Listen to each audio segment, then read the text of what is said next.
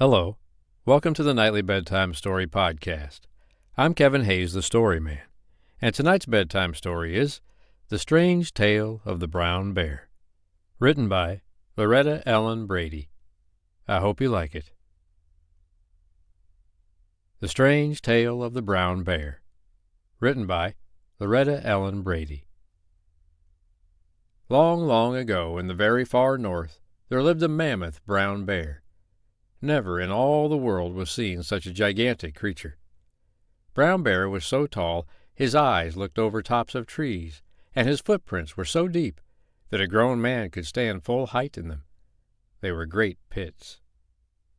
Now Brown Bear owned a gold mine so rich that the king envied it. Also Brown Bear loved gold exceedingly, but as he had no hands, he could not dig for it. Therefore he lay in wait for travelers journeying through the forest, and seizing them, he would carry them off to be his slaves and dig his gold. All folks suffered from this cruel custom, the rich and poor, the high and low, the young and old. The king of that land offered rich rewards to the hunter who would slay this monster, or to the trapper who would snare him. But no arrow was made strong enough to pierce the hide of Brown Bear, and no trap could hold him. So he continued to carry off all captured folk to his gold mine underneath the mountainside. 'Twas said that Brown Bear had as many slaves as there were subjects left in the kingdom. 'Twas also said the walls of Brown Bear's cave were lined so thick with gold that they outshone the sun. It happened one evening that a poor peasant returning to his hut missed his little child. His wife had lately died, and there was no one at home to tend the little one. He asked the neighbors of the child, and learned that it had last been seen running toward the forest. In deep anxiety, the peasant hurried to the forest, but though he searched all night and called, he could not find his little one. When morning came at last, and it was light, he saw the child's bright scarlet cloak beneath a tree, and not far off the mighty footprints of Brown Bear. "Alas!" the peasant wept. "My little one is carried off by this great monster. I do not wish to live." He seized the little scarlet cloak, and weeping and lamenting, pressed it to his heart. Then, when he could weep no more, he rose and began to follow in the path of Brown Bear's footprints.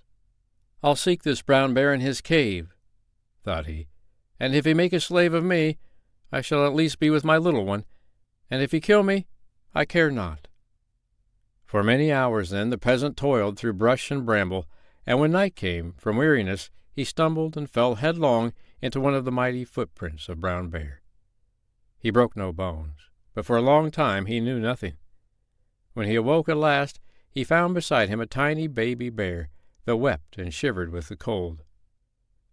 "You, little one, are not yet wicked," said the peasant, "and though your race has done me injury, still if I warm and comfort you, so may some good soul warm and comfort my own little one, whom I have lost."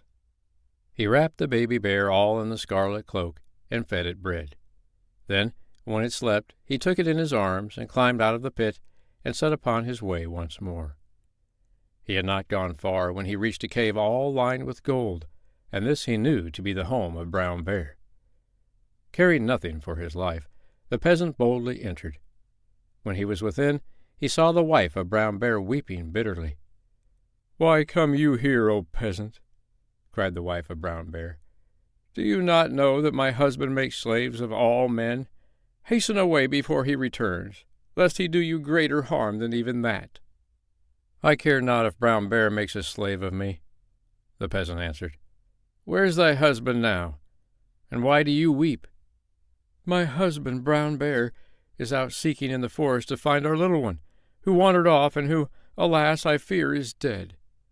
Therefore I do weep," she answered sobbingly. "And lest you know it not, O peasant, let me tell you this. The loss of children is the greatest grief that ever parents suffer." "Indeed, I know too well what grief is that," the peasant cried, and bursting into tears, he told the tale of his own woes. Now as he told, the wife of Brown Bear fixed her great eyes on the bundle wrapped in scarlet that he carried. "What have you there, O peasant?" she asked eagerly. "A tiny baby bear I found," when I fell headlong into one of Brown Bear's footprints," he replied. "The little one did weep from cold and hunger, and so I fed and warmed him. And as I could not find it in my heart to let him die, I took him from the pit with me." "It is my little one! It is my little one!" the wife of Brown Bear cried. She seized the baby bear and hugged and fondled it with joy. "But for your kind heart, peasant, he must have died down in the pit. So wait you till my husband comes for your reward." She raised her great voice in a mighty roar, and presently Brown Bear came crashing through the trees. He seized the baby bear and hugged it as his wife had done, and when he heard the story, thanked the peasant warmly. "Now, for this service you have rendered me, I'll give you all my gold, O peasant," cried Brown Bear. "For though I do love gold beyond compare, I love my little one far more." "And just as dearly do I love my little one whom you did steal, O Brown Bear," the peasant cried.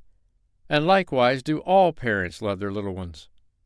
Therefore, if you will free all those you hold as slaves, 10,000 homes will be made happy as this home of yours tonight. I ask this boon, and you may keep your gold which you do love so dearly." But Brown Bear would not have it so. "You shall have what you ask, and all my gold beside," said he.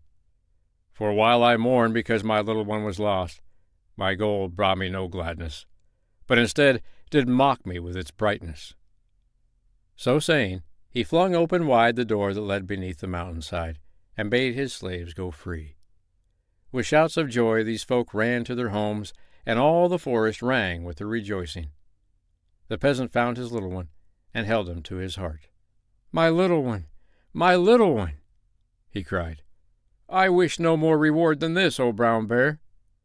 "But you shall have more, even so," said Brown Bear, and gave to him the key of the gold mine. "Now you are richer than the king himself, and indeed 'tis right that you should be.